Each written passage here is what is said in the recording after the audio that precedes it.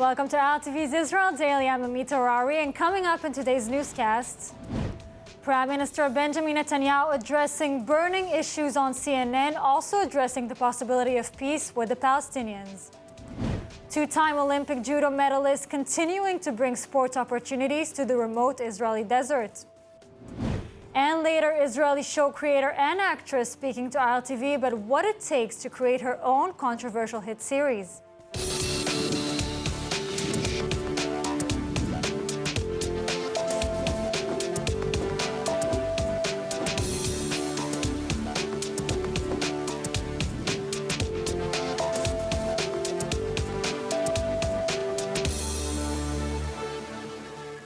Prime Minister Netanyahu said that the world is hung up on peace negotiations with the Palestinians and pointed to the Abraham Accords as the way to normalize relations with the Arab world.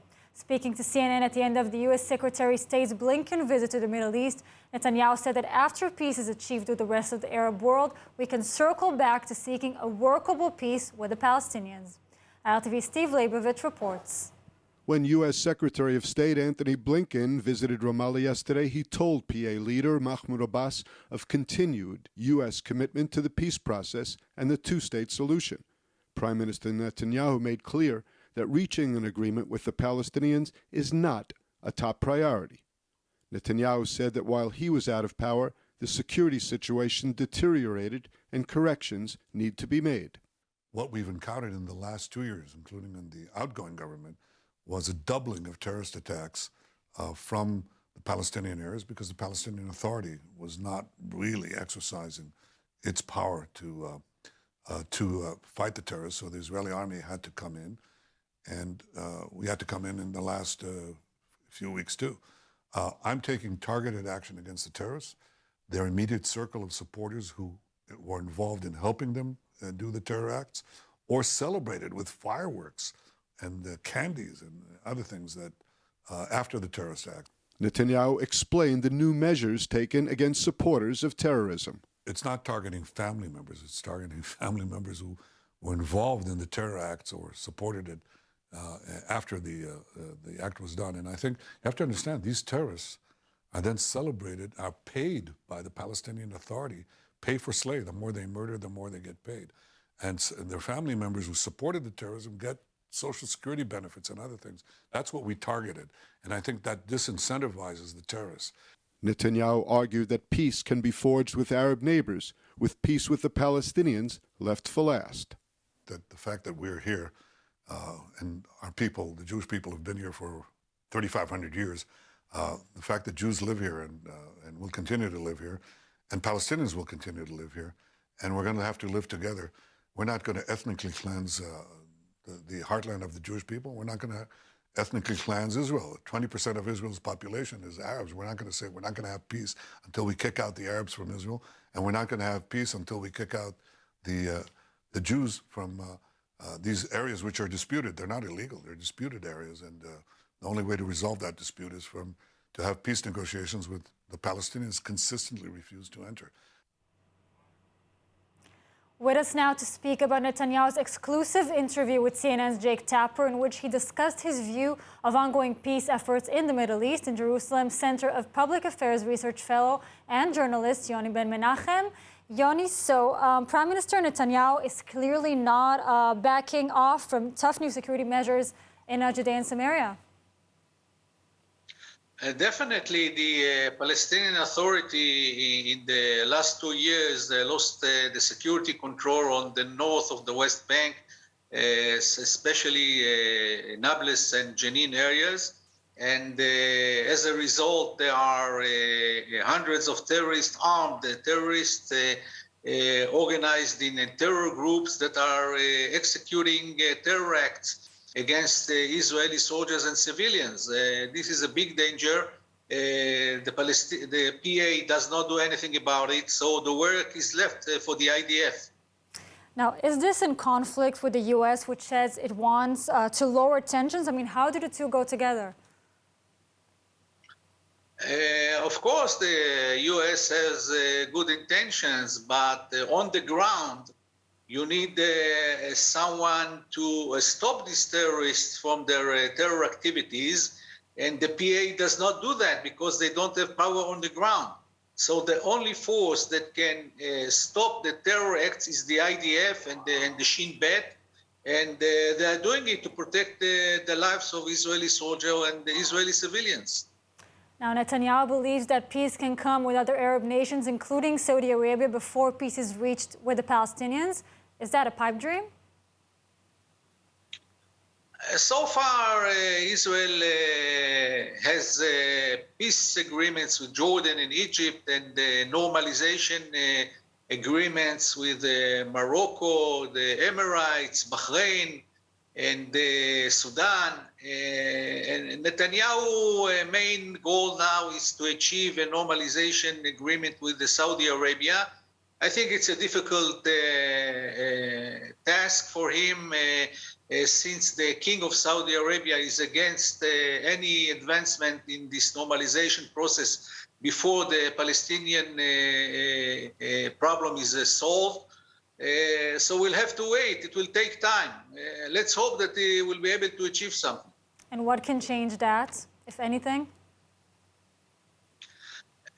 If the King Salman Abdulaziz, the King of Saudi Arabia, will step down for some reason, and his son, who is supposed to be the new King, Mohammed bin Salman, is known as a supportive of peace with Israel. So if this will happen, there's a good chance that will be a progress in the peace relationship between Israel and Saudi Arabia.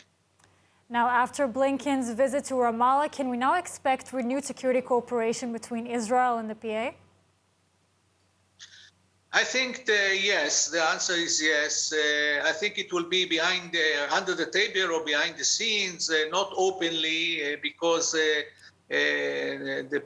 head of the PA, Abu Mazen or Mahmoud Abbas, whatever you want to call him, is under a lot of pressure from the Palestinian street, who is objecting the security coordination with Israel.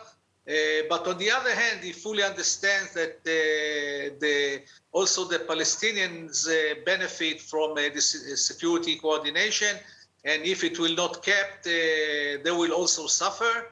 So I think it will be in a very secret way under the table, and it will take time until they will come out publicly and say we're still coordinating with Israel. Now, we cannot not mention it. Tensions in Judea and Samaria and in the whole country now are very high, and there are signs that things could get worse before they get better. Beyond tougher security measures, what, if anything, can Israel do to calm tensions right now? There's nothing to do but only to be alert, and the Israeli civilians who have permits to carry weapons, they should carry the weapons. We have three very difficult 3 months ahead of us until the end of Ramadan and the end of Pesach. And the terror organization, they are planning to escalate and create a new intifada. So it's going to be a big challenge for the IDF, the police, and the Israeli public to face this challenge and to succeed to calm the atmosphere and to prevent terror attacks. It's going to be a very difficult period. Let's hope for more quiet times. Yoni Ben Menachem, thank you so much for joining us. Thank you. 2 Israeli soldiers were injured in an alleged car ramming attack last night at the Tappuach Junction in Samaria. The army says that a Palestinian driver accelerated and intentionally slammed his car into the soldiers. Soldiers at the intersection opened fire, but the driver managed to flee the scene. The IDF launched a manhunt, but a 21-year-old driver from Nablus turned himself in shortly after the incident. The driver claimed that it was a traffic accident caused by fog and low visibility in the area. He said that he initially fled out of panic and that he would be shot by the soldiers. The IDF has transferred the subjects for further investigation. Both soldiers are in Beilinson Hospital in Petah Tikva in light to moderate condition. Meanwhile, there is a reported worsening of the medical condition of an IDF officer injured in the terrorist shooting on Saturday near the Old City in Jerusalem. The officer now is in serious but in stable condition. One of the immediate consequences of waves of terrorism here in Israel is an immediate uptick in applications for weapon permits, and National Security Minister Itamar Ben-Gvir putting this subject very high on his priority list. A plan to ease the firearm licensing process in Israel was set to be presented on Tuesday by National Security Minister Itamar Ben-Gvir. The incoming minister wants to shorten the wait times for both the interview section and the approval stage of the application procedure for weapon permits, instructing to speed up the whole process in general. So what is he expected to do now? First and foremost, doubling the staff at the Firearms Licensing Division of his ministry for them to be ready to handle all incoming requests. According to the ministry, there are presently 17,373 applications needing to be processed. 6,600 of them are in the document submission stage, while 10,773 are awaiting interviews. And the uptick in applications is considered to be an immediate consequence of a terrorism wave, with a shocking number of 42,236 new applications for private firearms being submitted after the latest 2022 terror wave. Just last year, 10,986 licenses were issued, and another 4,404 probational licenses were approved. Gun permits are accepted or rejected based on the applicant's meeting of eligibility criteria. Ben-Gvir now implying to ease some of these standards, including those giving priority to people living outside the Green Line or other risky locations. Ben-Gvir's proposal coming in direct response to the horrific shooting in Jerusalem, leaving 7 people dead and 5 injured. In the second incident over the weekend near the city of David in Jerusalem, the shooter was neutralized with 2 civilians shooting the teenage gunman.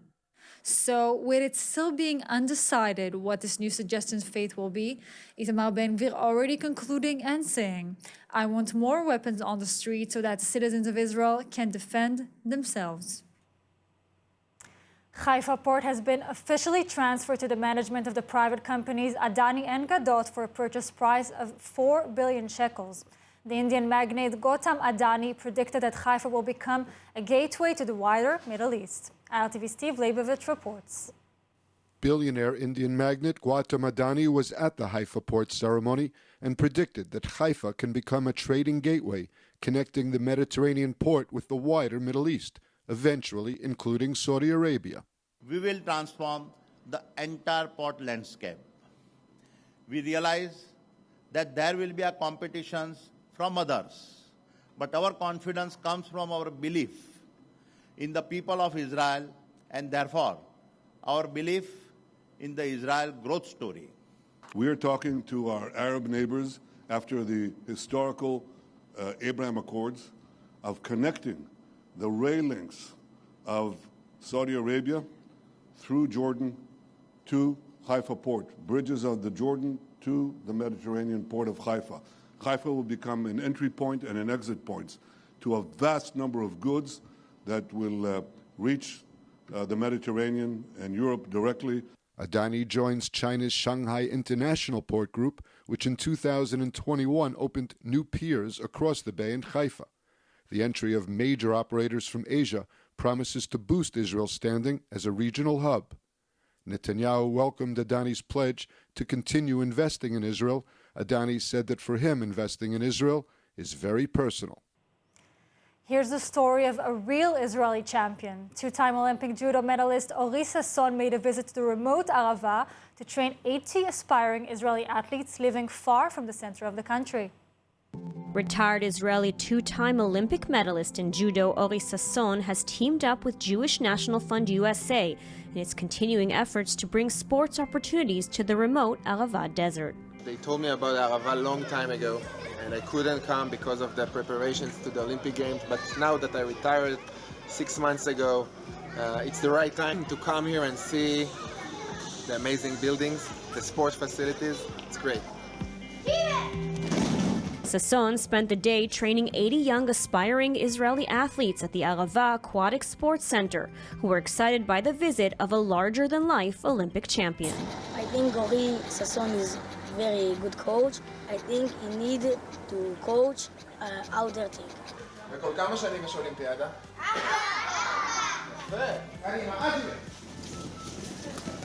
I really like Ori, and I really like his judo. I know that the kids are very excited right now to training with me and to hear my insights about my sport career. And I'm excited. Just wait to see them. And if one kid will take one insight from my journey, it's a big success for me. JNF USA is devoted to bringing high quality of life opportunities to Israel's southern frontier. The Israeli Olympian pledged to remain a champion for communities throughout Israel's south and expects great things from the young athletes. It is possible that someday a big champion will be from Arava, will go out from here. I truly believe that everyone can be a champion. I grew up in Jerusalem as someone who grew up far away from the center. I think that every dream is possible. Thank you, JNF USA.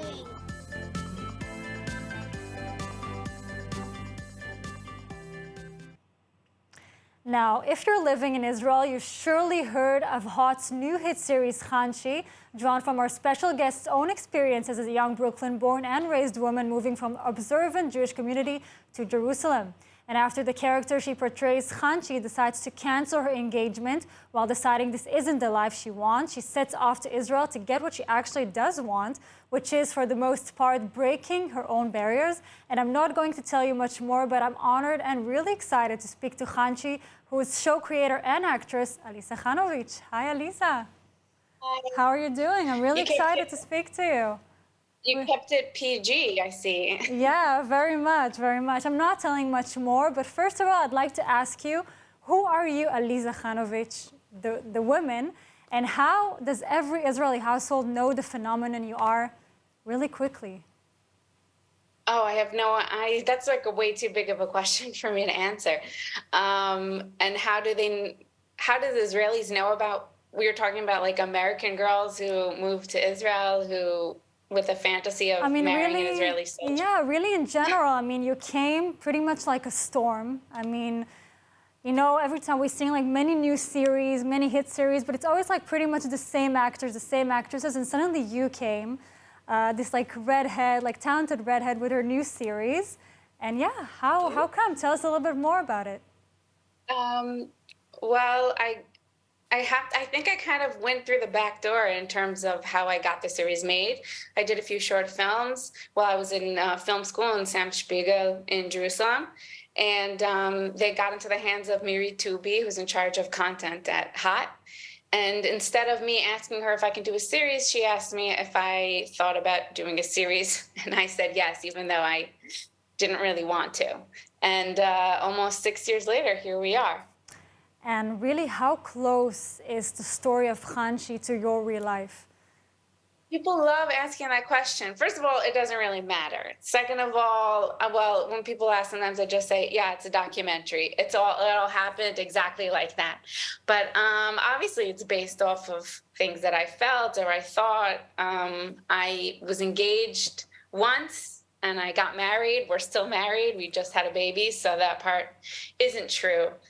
In terms of how excited I was about coming to Israel and taking it all in, that was definitely true. I don't know, I can't say what's real and what's not real. At this point, it's all made up. It's just there to entertain, and hopefully we'll get the series sold to the US, make some money. I have mouths to feed. This is an expensive country as much as I love it. So you're saying there's no money here in Israel? No, yeah, that's what I'm saying. If you're going to be in this industry in Israel, then you have to do it because you want to do it. I don't really know of anybody who's really making it big by making TV or movies here. But I do plan on staying here. So it's not that I want to run away. For sure. So let's go back a little bit to the series. You're saying then that it's partly based on true events. What made you write and portray Khanchi yourself? I mean, someone else might have just chosen another actress to do it. You're dealing with so many not so easy subjects to tackle, like sexuality, breaking the ultra-Orthodox barriers, etc. And I'm going back to the courage factor here. It's all very courageous, let's say. I think a lot of, I can't say that that everything is if something is based on a specific event. I will say that the themes that I deal with are themes that are important to me, and questions that the series asks are things that are questions that I've asked. Not that I have any answers. For me, it's more kind of like the creative process is a very therapeutic process in terms of dealing with questions I have or characters that I've met along the way. I'm not Khanchi. She is a fictional character. So when people call out Khanchi on the street and I turn around, I'm responding to the show, not that I think that I am the actual character, though I'm sure many people can confuse the two. I'd like to think I have a little more awareness than her. I also definitely wrote this about me when I moved to Israel when I was 21. Now I'm 32. So there's definitely perspective. I have like a certain perspective on the way things were then and the way things are now. Did I answer the question? You certainly did. And I wanted to tell you that we've, of course, looked for your social media accounts. You're not on there as far as I understand. In this showbiz world where everyone's looking for fame all the time, you're not in the game. Do you feel it's harming you? I mean, what are your goals after Khanchi now in this business? Well, I definitely have some projects that I still want to work on, and I don't think it's harming me. The only thing that's harming me is all the people around me who I know that they love me, who are just saying, why don't you have an Instagram account? Because I do want free stuff. So I guess I'd have to up one if that's really what I'm after. Definitely. But I made the project. We made it to Sundance in Utah, and I did it without Instagram. So I don't think that that's what you need in order to get to the next project. Yeah, I appreciate you saying this. You have a telephone kasher, a kasher phone. Yeah, but I have phone. text messages, so it's technically not kosher.